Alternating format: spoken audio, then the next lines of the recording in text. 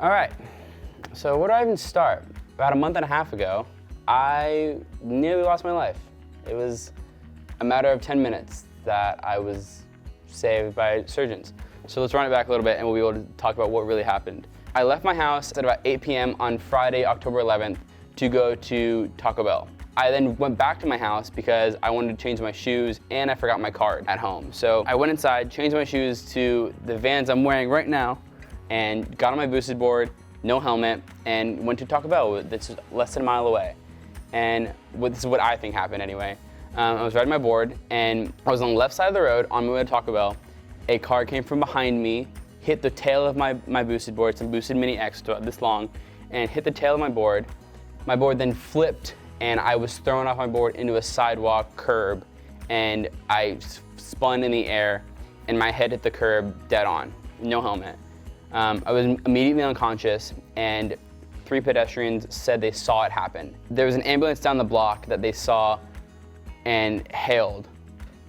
The ambulance came down, took me to the hospital, but that's still under investigation by the NYPD because we're not even sure how I got there.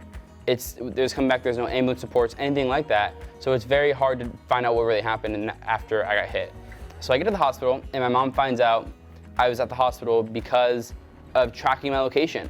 She gets to the hospital about 7 minutes later and I'm seizing on a hospital bed and they're not doing anything. The nurses are just standing there. It's like, oh, drug overdose. They thought it was a drug overdose when I first got there because I wasn't bleeding that much.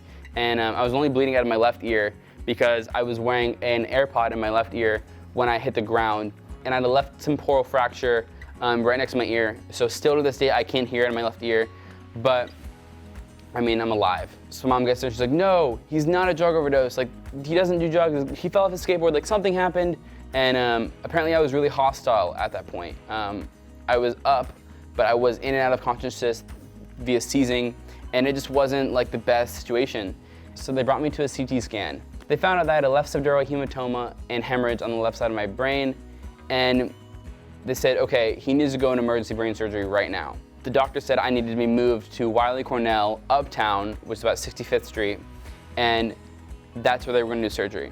So Dr. Kim, who's the one who ended up doing my surgery, they did another CT scan before I left, and in about 10 minutes, I had what's called a midline shift. And a midline shift means my brain expanded in over 5 millimeters in that 10 minutes that they were prepping me to leave that hospital. So the doctor comes out and is like, tells my mom, okay, never mind. If we send him in the ambulance, he won't survive. He's got about 10 minutes left before he goes brain dead. Reminder, if you guys are like sad about this stuff or like it's hard to watch, bear with me. I know it's a lot to take in, but I'm here, I'm alive, we're good, and we're positive as all can be, and I'm super blessed to be alive. So then brought me into surgery. It was a 3-hour surgery, and they ended up having to take out the whole left side of my skull. So if you haven't noticed by now, there's a big puff over here. This is my skull scar. It goes all the way down my head and all the way over around my ear. I'm putting my beanie back on because I look like an alien. So after my surgery, I had 79 staples put into my head. You'll see them right here. Right after that surgery, I didn't even go into a room at the hospital. I was immediately sent to the hospital at Cornell, Uptown. They put me straight in an ambulance. That's where this video comes in. Brandon, I'm taking this video for you. We're in the ambulance. We're on the way to the other hospital now. You did great in your first surgery. And yes, Brandon, that is your skull in her lap.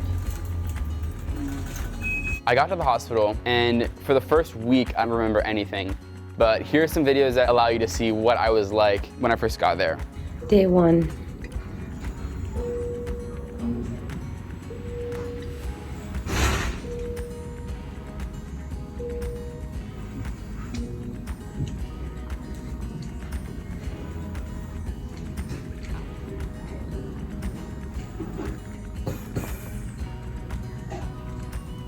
I want this fucking thing off my face. I know you do, but listen. Like, take it off now, man. Look at me. You had brain surgery. You fell off your skateboard. Dude, take this off my face. Huh? Take this off my face. The thing is about this whole situation is we don't even know how I got hurt, but I'm very positive that I was hit by a car because My boosted board has tire marks on it and it flipped. And you don't just flip a 17-pound board without it getting hit by something. Like a pothole won't just flip my board. And the first thing I said was, Mom, I was hit by a car. It wasn't that legible, but that's what I said. That was after they took out my ventilator, after they took out my catheter and the C-collar, and I was just sitting there, not able to walk, barely able to talk. It's crazy. I spent 23 days in the hospital, and then it was time for me to go to rehab and learn how to walk and learn how to talk again. I could barely form a sentence, and I couldn't walk without limping in some sort of way. Mainly it was because my tailbone hurt so much because I'd been sitting in a hospital bed for 23 days. I left the hospital on October 22nd. So we're leaving now. I'm wearing a fun little helmet. Going to Russ right now, which is like, what is Russ, Mom? It's an acute brain trauma center. It's that. But, All kinds of rehab. yeah, my head, you can't really tell, but like, my head is like not in the same one piece, but. Alright, so I have to do this for my thing, but I'm doing so much better. I can like do all the things Oh, no, I that's used all to do. right. Brandon, I'm doing it. do your exercise. I'm doing it, but this is what I need to do to get better. Can you make it to the end and back? Yeah. And within 2 weeks in rehab, I left to go home on November 1st, which was also the day that I got my staples out. And fun fact, when I was getting my staples out, it was going great until she got to the back of my incision where there was a big scab. And she pulled the staple out and it pulled all of the scab off. Like, it was a insane pain. I was like, whoa. And for a second I was like, okay, like prepare for the next one because that one's gonna hurt just as much. And I just started thinking about it, and I psyched myself out, and I felt like I was gonna pass out. I was like, oh my gosh. At that point, my mom walks over and she was like, Brandon, are you gonna pass out? I was like, no, I'm fine. And then like 10 seconds later, I was like, actually, yeah, maybe. So she stopped pulling the staples out for a second and let me get back to normal. I got really dizzy really fast. My mom was like, he's having a seizure, And I'm like, no, Mom, I'm doing great. I'm fine. I'm just really dizzy. Give me a second. We ended up working out just fine. I had some water, and then we were good. But that's been the only mishap that's happened this entire journey. Besides, of course, me losing half my skull. But other than that, like, I'm super grateful to be alive. So the ironic thing about this whole situation is since I wasn't wearing a helmet the day of my crash, I now have to wear a helmet every single where I go.